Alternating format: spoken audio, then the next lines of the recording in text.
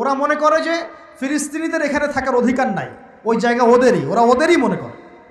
এই কারণেই তো 1914 সাল থেকে শুরু করে যে 2023 পর্যন্ত প্রত্যেক দিন দেখবেন প্রতি বছর ওদের জায়গা বাড়াচ্ছে বাড়াচ্ছে বাড়াচ্ছে, বাড়িঘরগুলো ভেঙে দিচ্ছে, মা বোনদেরকে বের করে দিচ্ছে, ভাইদেরকে হত্যা করছে, করছে না?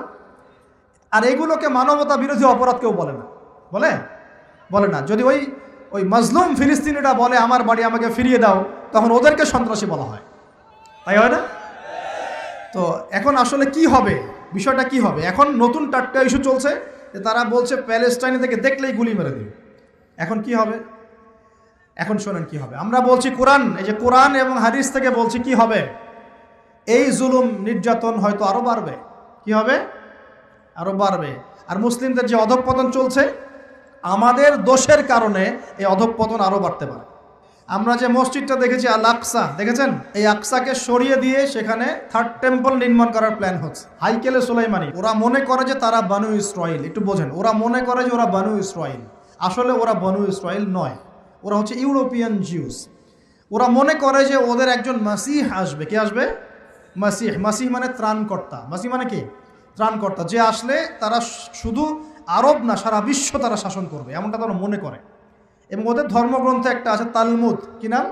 তালমুদ। এই তালমুদের মধ্যে এটা লেখাও আছে যে একজন মাসিহ আসবে, যে মাসিহ আসলে তারা বিশ্ব শাসন করবে। বাস্তবতা হচ্ছে ওই মাসিহ এসেছিলেন, আসেন নাই? ওই মাসিহ সত্যি সত্যি এসেছিলেন, কিন্তু তারা তাকে চিনতে পারে নাই। সেই মাসিহের নাম কি? নবী ঈসা আলাইহিস সালাম। আমরা বলি না মাসিহ ইবনে মারইয়াম, আমরা বলি না ঈসা আলাইহিস সালামকে আল্লাহর মাসিহ না, ত্রাণকর্তা। ঈসা আলাইহিস সালামকে তারা চিনতে ব্যর্থ হয়েছে এবং তাকে তারা হত্যারও চেষ্টা করেছিল, কিন্তু আল্লাহ রাব্বুল আলামিন তাকে উঠিয়ে নিয়েছেন কোথায়? আল্লাহর কাছে। আল্লাহর কাছে। ওয়ামা কাতালুহু ওয়ামা সালাবুহু। তারা তাকে হত্যাও করে নাই, ক্রুশবিদ্ধ করতে পারে নাই, বরং আল্লাহ পাক তাকে বাল রাফাআহুল্লাহু ইলাই, আল্লাহ পাক তাকে তার কাছে উঠিয়ে নিয়েছেন। তো বিষয়টা কি দাঁড়ালো? ওরা মনে করে যে ওদের একজন মাসিহ আসবে, যেই মাসিহ আসলে পরে তারা সারা বিশ্বটাকে শাসন করবে। ঠিক আছে? কারা শাসন করবে? জিউসরা।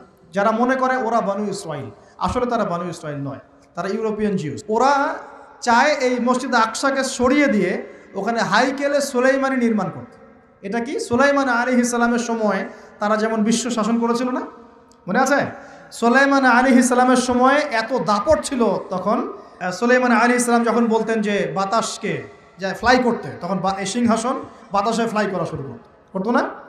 সুলাইমান আলাইহিস সালাম যখন জিনদেরকে বলতেন এই কাজ করো, জিনরা ওই কাজ করতো।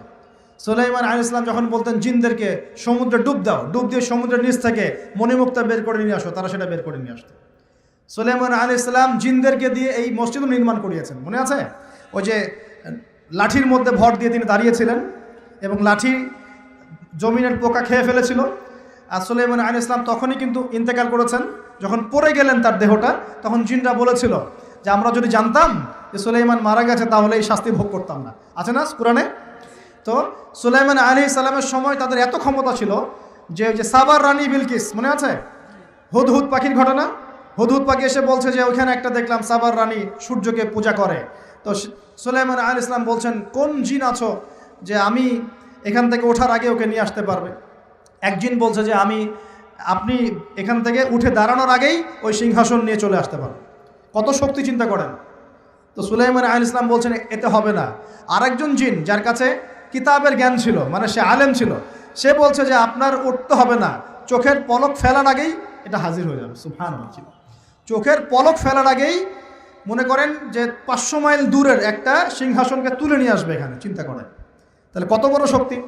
তো এরকম শক্তি আল্লাহ পাক দিয়েছিলেন সুলাইমান আলাইহিস সালামকে, এবং ওই সময় বানু ইসরাইল কিন্তু সারা বিশ্বটাকে শাসন করেছে। এখন এরা মনে করে যে শেষে আবার একটা সময় আসবে যখন তারা আবার এই শাসনটা করবে। ওরা মনে করে একজন মাসিহ আসবে, এবং এই জন্যে তারা দাজ্জালকে মাসিহ মনে করে। কথা কি মিলাতে পারছেন? ওরা দাজ্জালকে কি মনে করে? মাসিহ মনে করে। ওরা মনে করে যে ফিলিস্তিনিদের এখানে থাকার অধিকার নাই, ওই জায়গা ওদেরই, ওরা ওদেরই মনে করে। এই কারণেই তো 1914 সাল থেকে শুরু করে যে 2023 পর্যন্ত প্রত্যেক দিন দেখবেন প্রতি বছর ওদের জায়গা বাড়াচ্ছে বাড়াচ্ছে বাড়াচ্ছে, বাড়িঘরগুলো ভেঙে দিচ্ছে, মা বোনদেরকে বের করে দিচ্ছে, ভাইদেরকে হত্যা করছে, করছে না? আর এগুলোকে মানবতা বিরোধী অপরাধ কেউ বলে না, বলে বলে না। যদি ওই মাজলুম ফিলিস্তিনিরা বলে আমার বাড়ি আমাকে ফিরিয়ে দাও, তখন ওদেরকে সন্ত্রাসী বলা হয়, তাই হয় না? তো এখন আসলে কি হবে, বিষয়টা কি হবে? এখন নতুন টাটকা ইস্যু চলছে যে তারা বলছে প্যালেস্টাইন থেকে দেখলেই গুলি মেরে দেবে। এখন কি হবে? এখন শোনেন কি হবে। আমরা বলছি কোরআন, এই যে কোরআন এবং হাদিস থেকে বলছি কি হবে, এই জুলুম নির্যাতন হয়তো আরো বাড়বে। কি হবে? আরো বাড়বে। আর মুসলিমদের যে অধঃপতন চলছে, আমাদের দোষের কারণে এই অধঃপতন আরো বাড়তে পারে। একটু দেখাচ্ছি, মুসলিমরা কি এখন 5 ওয়াক্ত নামাজ সবাই পড়ে? মুসলিমদের মধ্যে সবাই কি আল কোরআন পড়তে জানে? মুসলিমদের মধ্যে সবাই কি হালাল খায়? মুসলিমদের মধ্যে সবাই কি পর্দা করছে? মুসলিমদের সবাই কি আল্লাহর দিন প্রতিষ্ঠার চেষ্টা করে? আমরা কি সত্যি সত্যি আগের সেই প্রজন্ম ধরে রেখেছি, না অনেকটা অধঃপতন হয়েছে আমাদের? হয় নাই? হয়েছে কি হয় নাই? আমরা আসলে আমাদের নিজেদের আধ্যাত্মিকত্ব, আমাদের ইমান, আমাদের আমল এগুলোকে কমিয়েছি। এ কারণেই ইসলামের বিরোধী শক্তি যারা আছে এরা কিন্তু শক্তি অর্জন করতে পেরেছে। একটা সময় কিন্তু এমন ছিল না। তো কোরআন সুন্নাহ যা বলছে দিন দিন এগুলো হয়তো বাড়তে পারে। একটা সময় আসবে যখন জুলুম সর্বত্র ছড়িয়ে যাবে, তখন আল্লাহ রাব্বুল আলামিন তার মনোনীত কিছু বান্দাকে বের করবেন এবং তাদের মধ্যে একজনকে নেতা বানাবেন। তার নাম হচ্ছেন ইমামুল মাহদি। কি নাম? ইমামুল মাহদি। তার নাম কিন্তু ইমাম মাহদি নয়, তার নাম মুহাম্মদ। তার নাম কি? মুহাম্মদ। তিনি মুহাম্মদ সাল্লাল্লাহু আলাইহি ওয়াসাল্লামেরই বংশধরদের মধ্যে হবেন। ঠিক আছে? এবং তার নাম হবে মুহাম্মদ, বাবার নাম হবে আব্দুল্লাহ, মায়ের নাম হবে আমিনা, একদম নবী সাল্লাল্লাহু আলাইহি ওয়াসাল্লামের মতোই। তার হাত ধরে মুসলিমরা ইনশাআল্লাহ এই জুলুমের বিরুদ্ধে লড়বে এবং ইনশাআল্লাহ ওই যে জায়গায় সারা বিশ্বে যে জুলুম দেখছেন এগুলো আস্তে আস্তে উঠে যাবে এবং তারা বিশ্বের উপর রাজত্ব কায়েম করবে ইনশাআল্লাহ। এরপরে বের হবে মাসিহুদ দাজ্জাল। কে বের হবে? দাজ্জাল। এ আবার কে? যাকে নবী সাল্লাল্লাহু আলাইহি ওয়াসাল্লাম বলেছেন যে পৃথিবীতে তার মতো বড় কোনো ফিতনা আসে নাই। সে পৃথিবীতে এসে খোদা দাবি করবে, বলবে আমি আল্লাহ। কি বলবে? আমি আল্লাহ। সে এক হাতে জান্নাত এক হাতে জাহান্নাম নিয়ে ঘুরবে। মানে সত্যিকারের জান্নাত জাহান্নাম নয় এটা।